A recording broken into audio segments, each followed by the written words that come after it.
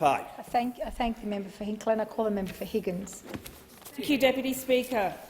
Part of the reason I stand in this chamber as the first Labor member for Higgins is that the people of Higgins actually agreed that the former Prime Minister took no responsibility.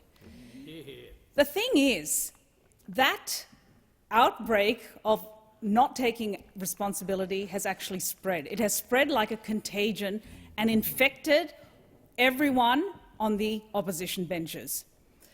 There is an inability to take responsibility for the chaos and neglect of the last 9 years. And now we, as a government, are the adults in the room trying to clean up this mess. What I witnessed yesterday was incredible, sitting in this chamber and listening to a budget delivered by our Treasurer and then followed on with the National Press Club address.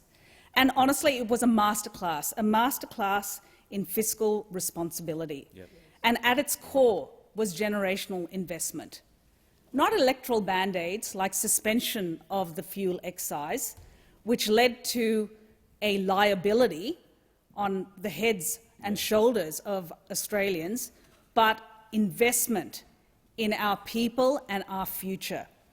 And at the heart of that budget was something very close to my heart: cheaper childcare, an investment of over $5 billion in women, in children, in our economy. Unlike those opposite, we see cheaper childcare, early childhood education and care as a force multiplier. It doesn't just benefit children, but it enables women who have skills, women who have knowledge and talent to re-enter the workforce. Because what happens with the motherhood penalty is that they are held back. Suddenly they hit the dirt and the brakes come on and they lose traction. And if things go really badly for them, they completely skid off the road altogether. And I talked about this in my maiden speech. Years go by, ambition is dimmed until it is snuffed out altogether. That almost happened to me. But what saved me was getting a grant by the government and re-entering the research economy. So cheaper childcare matters. It matters to people in my electorate. Higgins in Victoria pays the highest cost of childcare, and this was based on a study from Victoria University. And as I walked around my electorate, people were telling me, as they were clutching their babies, that they were paying $165 a day, $200 a day. In one case, unbelievably, a mother disclosed that she was paying $2,000 a month on childcare. And she understood that there were intangible benefits of working, but I can assure you that the warm glow of charity is not one of them. So it is incredible that this government has now stepped in to fill this void, and we are giving our women a chance to get back on track, advance their careers and contribute to this economy.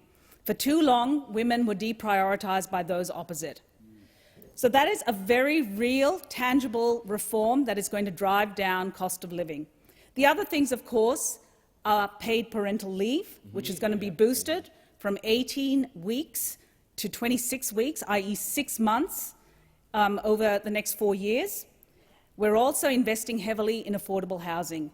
In my electorate, South Yarra has a median house price of $2.2 million. No one can afford that, and yet I have thousands upon thousands of young renters living there because they love living there. It is a village.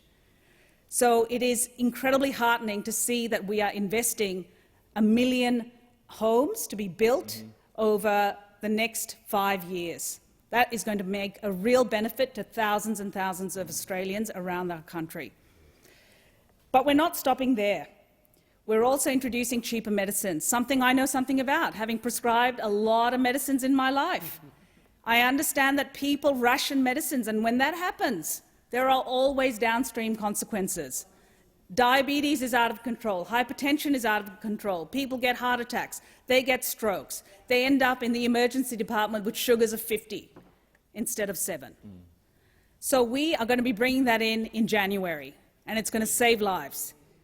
This is the kind of policy reform that is going to put our country back on track, drive down cost of living pressures and give the generational investment our country needs.